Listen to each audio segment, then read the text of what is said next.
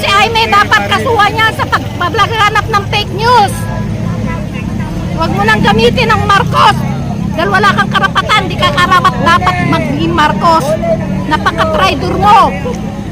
Salot ka ng ating bansa. Napakawalang iya mo, Aimee. Sa totoo lang. Kumbaga, Mami, ang mga loyalista ayaw na kay Aimee Marcos? Wala na. Tapos na siya sa amin. Hindi na kami aano kay Aimee. Sa ginagawa niya, kami, mga Marcos loyalist, pero nakikipaglaban para sa ating bansa. Hustisya sa mga namatayan nung panahon ni Duterte.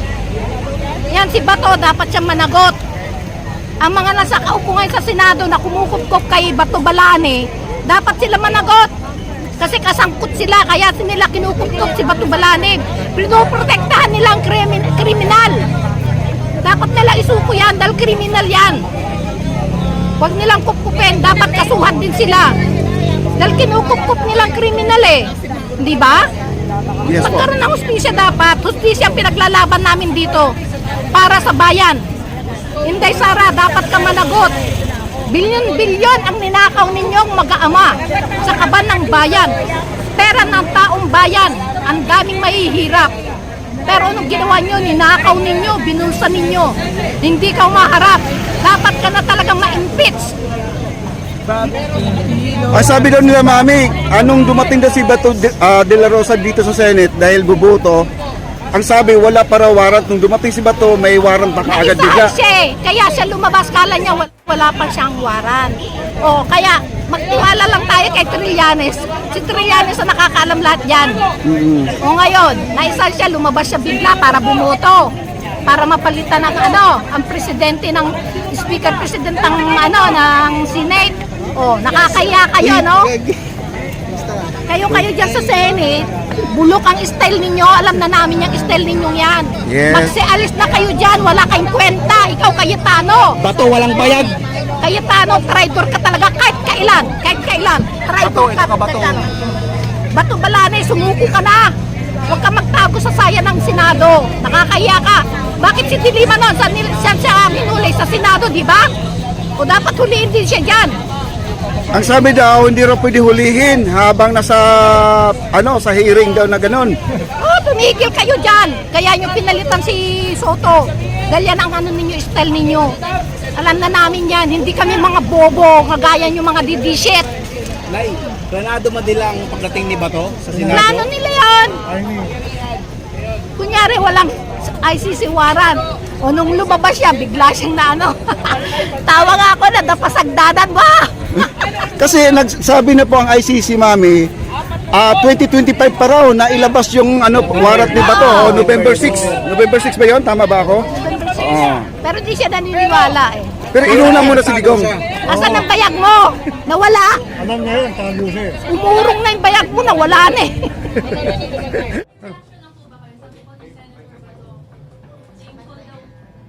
Thankful daw po siya sa inyo kasi nabigyan niyo daw po siya ng early information about the ICC. Kaya nang tataka ako sa kanya, naging chief PNP siya, tumatakbo siya sa batas. Humarap siya. Ba't niya ginugulo yung mundo eh? Managot kasi yung mga gawain, sagutin mo yung mga, sabihin mo kung wala ka talagang kasalanan, harapin mo. Anong klaseng tao yan? Di ba? Ganyan ba dapat maging senador natin, yung tumatakbo sa batas? Is that the hero we want to portray? Di ba? Managot siya, harapin niya lang ang mga paratang at sagutin niya na maayos kung wala talaga siya kasalanan. Flight is indication of guilt. Di ba? It's a very basic tenet of criminal law. Yung pagputok ng baril na yon at nagkaputukan sa loob ng Senado at nawala yung isang taong kailangan makausap ng accountability officers ng ating bansa at ng mundo, ay meron tayong problema. Diba? Kailangan lumabas kami dito sa bagay nito. Kung hindi lang nangyari sa Senate, hindi ako lalabas dito. Kaya lang, urgent itong nangyaring ito. Kasi nagkaputukan nga eh. Hindi natin pwedeng palampasin itong pagkakataong ito na merong taong sinasabi sa law enforcement, mas mataas ako sa inyo, pakaputok ng baril sa kanila. Sino siya? Anong karapatan niyang gawin yun? Diba? Mas mataas ka sa law enforcement, sino ka? Not even the president will do that. Who has the power? Not even us. Nobody here can say that or do that. And when you try to be above the law, then maybe you have a problem. So on that, sir, sa dapat na mas naging akmang action po sana na po sa doon sa sitwasyon na yun. Kasi even the... They should have kept the peace. Ikaw unang papaputok, ano yun? Di ba? Sergeant at times ba? Ikaw mag-uumpisa? Kung baga sa away, ikaw nagsimula eh. Di ba? You caused the commotion by discharging a firearm. Discharging a firearm is very dangerous. It could have hit somebody. Nasa first floor ka ng Senate. Di, sa level na yon, pag pinutok mo sa baba, may tao. Pag pinutok mo sa taas, may tao. Eh pag ricochet yan doon, di ba tinamaan na naman? Buti na walang tinamaan. I came here to announce that there was a recommendation and I signed for a 6-month preventive suspension of the Sergeant at Arms of the acting Sergeant at Arms of the Senate, Mau Aplaska, for what happened the other night, and it's just it's a preventive suspension meant to make things easier for us to get to the bottom of things. Kinakailangan kasi na mapag-aralan yung pangyayari na naganap sa Senado nung 13 ng Mayo, nung gabi, at madaling araw kahapon lang yun, no? Madaling araw kahapon, kung saan nagkaputukan at tila tumakas sa protective custody ng Senado si Senator Bato de la Rosa na mayroong warrant of arrest galing sa ICC. At yun ang mahalagang balita na inaanunsyo ko ngayon sa inyong lahat sapagkat kinakailangan kumilos tayo sa bagay na ito. 6-month microphone. Good afternoon po, Isa Umali po from DCWD. Gaano po katagal yung preventive 6 suspension? months. 6 months. And nakausap niyo na rin po ba si Senator Sergeant at Arms Aplaska? Hindi ko this? pa kinakausap. At pero pinadala ko na ang order sa Senado para matanggap nila kagad sapagkat ang usapang ito ay napakaseryosong usapan. Sa isang opisina na itinatag ng ating saligang batas, ang mga pangyayaring ito ay hindi katanggap-tanggap, lalo-lalo na na siya ay gumaganap bilang Sergeant at Arms at siya pa nagpaputok unang putok ng baril. It's worrisome if we allow this to go unpunished and just ignore it. We cannot ignore something of this magnitude. Sir, good afternoon. Yanes Kapati of GMA News Online. Sir, yung 6 months preventive suspension without pay, would that be correct? Ano ba yung nakalagay sa atin? Hindi. Preventive suspension, I don't know kung may pay or no pay. No pay. No pay. Sir, meron ba siyang, given the preventive suspension, Kasi ano yan eh, can you appeal it? pwede nga i-appeal yan. Kaya lang nag-iimbestiga tayo, hindi hindi tayo pwede maglagay ng tao na maaaring maka-impluwensya sa mga bagay na kailangan nating mabungkal dito sa Senado. At syempre kaya nga tayo nag-preventive suspension para walang undue influence sa investigasyon. Kagaya niyan, yung usap-usapan sa CCTV, narinig natin, may sabina na rin tayong in-issue para ibigay sa atin ang CCTV na Senado nung gabing yon para makita natin ang buong pangyayari. Sana naman ay walang nawawala na footage sapagkat may mga allegations at mayroong mga nagsasabi baka tinago na yung mga CCTV footage. Sana naman walang cover-up dito. Hi, Sir Camille po from TV. At ano yan, ang investigasyon ito, kasamang lahat, kasamang NBI dito na ating imbestigahan, kasama rito ang OSAA, kasama rin yung mga pulis na nagpunta roon sa lugar na yon para malaman natin ang buong pangyayari mula sa perspektibo ng gobyerno. Overall governance to eh.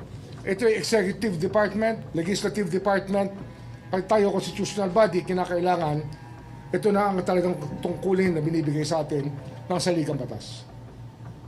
Sir, what about Senator Robin Padilla? According to General Aplasca, he was the last person na nakita sa CCTV na kasama po. ni Kasama yan sa Senator Robin investigasyon. Padilla. Kasama yan sa investigasyon. Kasama siyempre si Senator Robin Padilla at hihingi natin ng bersyon ng pangyayari sa lahat. Pati kay Senator Jengo Estrada kasi nga mayroong insinuations na sinabi niya na itago yung CCTV. Kung ano ang tono nun, malalaman natin pag may nawala dyan, baka namang siya ang mapaghinalaan. Kaya gusto natin magbaliwanag ang lahat. Sir, may tuturing ba na obstruction of justice yung nangyari? Definitely, no? Kaya hindi lang yan obstruction of justice, no? Yung discharge of firearms is disturbing. Yung papaputok ng baril. Nasa loob ka ng building. At ang yung pinuputukan ay law enforcement. That's so ironic na ang law enforcement papuputukan mo na warning shot. Ano yun? Siya ba ang ano? Hindi ko alam. Hindi ko naintindihan saan sila nanggagaling sa bagay na yun. But sir, on the part of the NBI, will they also be accountable? Kasi parang ang lumalabas, at least sa version nila, is there was like no communication between what's happening inside the GSIS building and the Senate building. May May naka-embed naman na may naka-embed doon na reporter. Nakita ko yung footage doon eh. At least we will subpoena the footages of all the networks and all of those who were present in the para naman magkatulungan tayo rito. Para malaman natin lahat. Sir, kailan po effective itong preventive suspension po? Now. Effective today.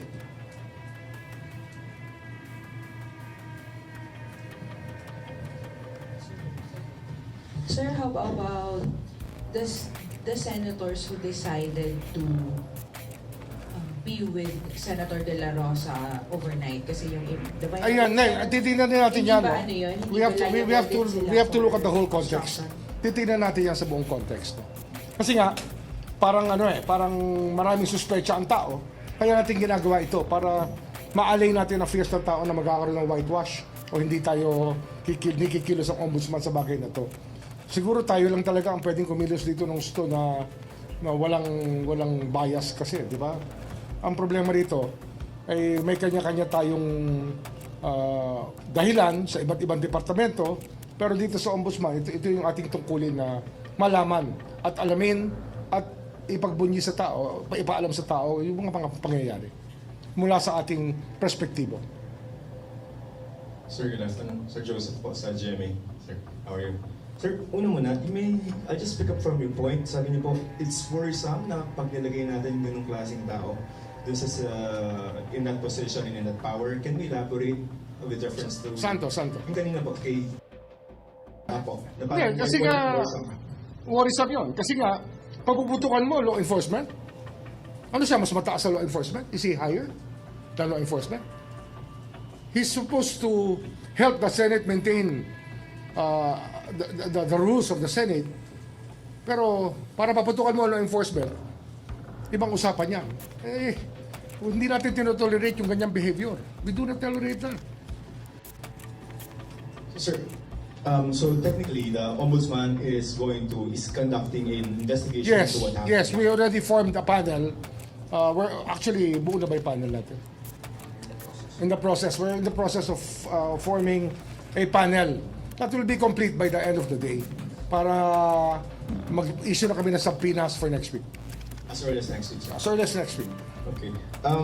For what possible violations? Marami eh. Di ba? Obstruction, sir? Obstruction of justice yung isa sa pinakamabigat dyan. Failure to maintain public order and safety within Senate premises. Tsaka, Sir, pasok pa yung pang-cuddling na criminal? Ganun ba? yun din. Aiding and abetting a criminal. Or a fugitive from justice. At least 3, sir, no? At least marami yan. Marami tayong makikita ditong gross neglect of duty. Marami yan. You can throw the book at them eh. Kasi unforgivable para sa akin. Mahirap patawarin yung ginawa nilang yon na nagpaputok ng baril sa loob ng premises ng enclosed building. Mas lalong delikado yun. It could have hit somebody I'm sure yung mga kapatid nyo sa hanap buhay, yung mga kaibigan natin sa media, many of them were shell-shocked by the kind of ruckus caused by the gunfire. Hindi biro yon. Alam nyo, ang na-embed sa utak natin, sa consciousness natin pagka bubutok ang baril. Wala may gusto nun. Wala may gusto nun. Sir, would you like to comment on allegations or insinuations that it's a show na staged? Well, we will find out. That's why we are conducting the investigation. There are allegations na ito ay ginawang moro-moro, scripted. Tingnan natin kung scripted ito. We will find out from the facts as we are able to gather everything properly. Sir, last on the media. So we will ask our friends from media to submit their own affidavits para ma-narrate nila yung pangyayari together with the footages that they took. So parang announcement niyo, sir, considered na parang notice na to? Yes, notice na rin sana yan sa mga kapatid natin sa media. Notice natin sa buong OSAA. Kasi OIC lang naman yan eh. Yung mga OSAA na career, I'm sure, meron din silang sasabihin tungkol dito. Mga career people. Okay, for the meantime, last question. So, sir, if there's going to be an investigation, can we get a list of those who will be invited maybe for the You can imagine it already. Kasi nga, the senators, senators? kasama ang senators, we will have the day with them, nakausapin sila, para malaman natin, out of due respect also, to the positions. Sir, if you can name the senators that medyo nasa list natin, Everybody who was present. the majority. Everybody who was present. And those who came before and after. Para malaman natin lahat. We will ask them. We will ask our friends in media. We will ask the PNP. We will ask the DILG. We will ask the NBI about this. Baka mag-overlap lang to sa DOJ investigation, but we can deal with that. I will talk to the Secretary of Justice. Kahit i-joint namin to na investigation, pwede. Wala akong problema ron. Kaya lang nga, syempre, the NBI is under the DOJ. Baka mas maganda kung dito talaga nakasentro yung investigation, but they will be assisting us in that regard. Yun muna. Okay? Sir, Sir, meron po ba tayong update on filing of flood control or infrastructure cases? Maraming Against nangyayari. senators? Many things are happening. Maraming nahihinog na. At you will find out in due time. Within the month, marami kami ipa-file. Within next month, marami ipa-file. Merong mga tingin namin, mahihinog pa ng early July. Pa-file din namin. Pero tuloy-tuloy yan. Hindi tumitigil ang trabaho dito. People go to work here every day to precisely to attend to that. Kasi nga, yun ang trabaho namin eh. That's the job that we swore to undertake when we accepted our positions here. Kaunti lang. On the subject of the legality or the validity of the arrest warrant, would you like to comment on the conflict? If it's conflict, There's a presumption of regularity based on 9851, Republic Act 9851. It is for the court to stop it because it's the executive's function to serve it. Pero sir, yung sinasabi nila na parang medyo 9851 and then the Rome Statute of Article 58, 59. Hindi, ano yan? Wala yan. The Rome Statute will not apply here as much as 9851. Because wala na yung Rome Statute does not anymore apply to this case. This is a purely local matter. Hindi ito nagpupunta sa ICC. Ito dito sa ating bansa. Because we're not a member of it anymore? Well, that's one reason. Yeah. But 1951 is the prevailing law. Is the prevailing law. Okay, sir. Thank you. Okay? Sir, meron po ba kayong bagong request for PHDO? And if you can name it. Hindi, wala pa kaming request. Pero marami kaming binabantayan ngayon. We're guiding a lot of things. We're in constant touch with our investigators who are also in touch with the AMLA, with the Anti-Money Laundering Council, so that we are on the track of, we're trying to follow the money. Yung pa rin sa flood control, we're trying to follow the money. Yung pa rin eh. In the end, that's what matters here. Konti lang sir, medyo na excited na kami sa'yo. May laundry list na ako sir, konti lang. Yung SPRC, sir, Blue Ribbon, binigay na ni Senator Lacson to. Yes, and there are yes. several recommendations there. How are you going to use the report? No, we will validate everything. It's a guide to us. It's a guide for us to use. Not necessarily adapt. Not necessarily adopt, because we have to find out through our own sources, and of course, we have to follow the evidence. So yung special panel of investigators which allegedly issued recommendations already, can we get an update on it? And if you're going to What do you issue mean? What special on panel? the kay Speaker Martin? Na, basta ongoing ang work dyan. Ongoing ang work. It's a very active case right now. Every day, we're working on that case. Hindi kami tumitigil. No subpoenas forthcoming. We have issued subpoenas, but we're not revealing the persons in the receipt of the subpoenas. Because, let's put it this way. What we are up against is big money, who can afford all the lawyers and even their own private investigators, who may want to throw a monkey wrench into the judicial process. So we have to play with our own by our own rules for us to be effective in this job. Sir, kung may subpoena, may PI na tayo. Andiyan na yan. Papasok na yan dyan. Kasi yung subpoena power naman, kahit sa fact-finding, we have subpoena powers. Sir, Evan Alvarez po from UNTV. Balikan ko lang po yung sa PHDO. Since si Sen Cheese po meron ng PHDO, are we looking na rin po ba na mag-file ng complaint sa AMLAC para po ma-freeze yung assets niya? Well, we're on that. We're working our way through it. Yeah. Sooner Sooner than later. So yung kailangan speaker, sir, wala pa siya sa PI level? Malapit na rin. Yung unang kaso niya, nandiyan na. Yung money laundering, nandiyan na. But there are other counts of money laundering that we're filing before the other main cases that we filed. May main case pa yan eh. So yung mga pending mo kay Sen Joel, Cheese, Ongoing. Kaya lang, we don't want to get lost in the we don't really want to din out the noise of impeachment. Impeachment is a constitutional process. As we are a constitutional body, we give due respect to that process. Kaya ayaw namin makihalo sa ingay ng impeachment. But ito, wala kaming choice. Kundi lumabas kasi yung pagputok ng baril na yon at nagkaputukan sa loob ng Senado at nawala yung isang taong kailangan makausap ng accountability officers ng ating bansa at ng mundo, meron tayong problema. Diba? Kailangan lumabas kami dito sa bagay nito. Kung hindi lang nangyari sa Senate, hindi ako lalabas dito. Kaya lang, ito, urgent itong nangyaring ito. Kasi nagkaputukan nga eh. Hindi natin pwede palampasin itong pagkakataong ito na merong taong sinasabi sa law enforcement, mas mataas ako sa inyo, pakaputok ng baril sa kanila. Sino siya? Anong karapatan niyang gawin yun? Diba? Mas mataas ka sa law enforcement, sino ka? Not even the president will do that. Who has the power? Not even us. Nobody here can say that or do that. And when you try to be above the law, then you have a problem. Just on that, sir, dapat na mas naging akmang action po sana ng kusaan dun sa sitwasyon na yun. Kasi even They should have kept the peace. Ikaw unang papaputok, ano yun? Di ba? Sergeant at times pa? Ikaw mag-uumpisa? Kung baga sa away, ikaw nagsimula eh. Di ba? You caused the commotion by discharging a firearm. Discharging a firearm is very dangerous. It could have hit somebody. Nasa first floor ka ng Senate.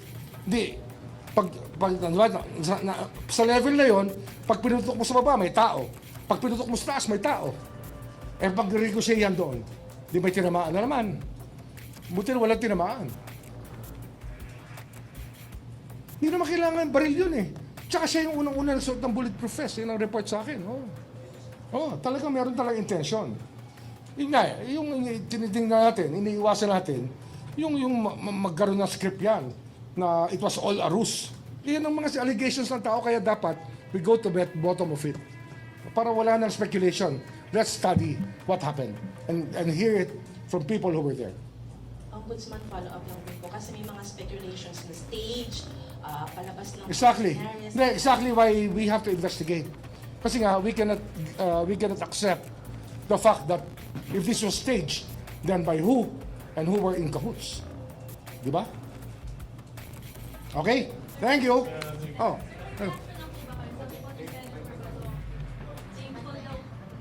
Thankful daw po siya sa inyo kasi nabigyan niyo daw po siya ng early information about the ICC. Hindi, nagtataka ako sa kanya, naging chief PNP siya, tumatakbo siya sa batas. Humarap siya. Ba't niya ginugulo yung mundo eh? Managot kasi yung mga gawain, sagutin mo yung mga, sabihin mo kung wala ka talagang kasalanan, harapin mo. Anong klaseng tao yan? Di ba? Ganyan ba dapat maging senador natin, yung tumatakbo sa batas? Is that the hero we want to portray? Di ba? Managot siya, harapin niya lang ang mga paratang at sagutin niya na maayos kung wala talaga siya kasalanan. Flight is an indication of guilt. Di ba? It's a very basic tenet of criminal law. Flight is an indication of guilt. Okay, thank you. Sir, last na lang po. Sir, last na po. Sir, if ever lang po na, I know investigations pa naman po yung mangyayari, but if ever mapatunayan na stage, na scripted lahat ng nangyayari, ano yung mga kaso na pwede nating isang... Obstruction of justice sa pinakamabigat dyan. I think, sa ngayon. Including senators. Well, whoever is found to be in on it. Diba? Okay, thank you. Thank you, sir.